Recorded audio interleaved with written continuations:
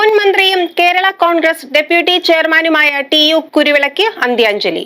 വെള്ളിയാഴ്ച രാത്രിയായിരുന്നു വേർപാട്. അസുഖബാധിതനായി ചികിത്സയിലായിരുന്നു.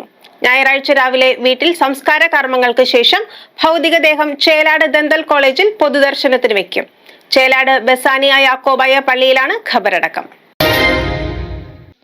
മുൻ മന്ത്രിയും കേരള കോൺഗ്രസ് ഡെപ്യൂട്ടി ചെയർമാനുമായിരുന്ന ടി.യു. കുരുവിളയ്ക്ക് നാടിന്റെ അന്ത്യാഞ്ജലി. അദ്ദേഹത്തിന് 89 വയസ്സായിരുന്നു. ശ്വാസതടസ്സം അടക്കമുള്ള ആരോഗ്യപരമായ ബുദ്ധിമുട്ടുകളെ തുടർന്ന് ഈ മാസം 12-ാം തീയതി മുതൽ കൊച്ചിയിലെ സ്വകാര്യ ആശുപത്രിയിൽ തീവ്രപരിചരണ വിഭാഗത്തിൽ ചികിത്സയിലായിരുന്നു. വെള്ളിയാഴ്ച രാത്രി 9:15 വേർപാട്.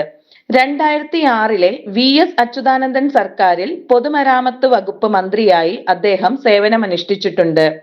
1936 ഓഗസ്റ്റ് 13 കോതമംഗലം ഊഞ്ഞാപ്പാറയിൽ ഉതുപ്പിന്റെയും മറിയത്തിന്റെയും മകനായാണ് ടി.യു. കുരുവിളയുടെ ജനനം.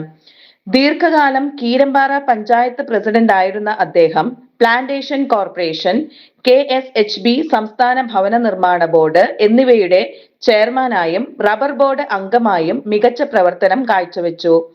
കൂടാതെ കേരള കോൺഗ്രസിന്റെ സംസ്ഥാന ട്രഷറർ, സെക്രട്ടറി എന്നീ നിലകളിലും സംഘടനയെ ദീർഘനാൾ നയിച്ചിട്ടുണ്ട്. 2006-ൽ കോതമംഗലത്ത് നിന്നാണ് അദ്ദേഹം ആദ്യമായി നിയമസഭയിലേക്ക് തിരഞ്ഞെടുക്കപ്പെടുന്നത്. അക്കാലത്ത് പി.ജെ. ജോസഫ് രാജിവെച്ചതിനെ തുടർന്നാണ് കുരുവിള മന്ത്രിസഭയിലെത്തുന്നത്.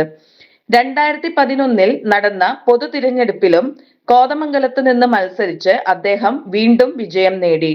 ഞായറാഴ്ച രാവിലെ വീട്ടിൽ സംസ്കാര കർമ്മങ്ങൾക്ക് ശേഷം ഭൗതികദേഹം ചേലാട് ദന്തൽ കോളേജിൽ പൊതുദർശനത്തിന് വയ്ക്കും.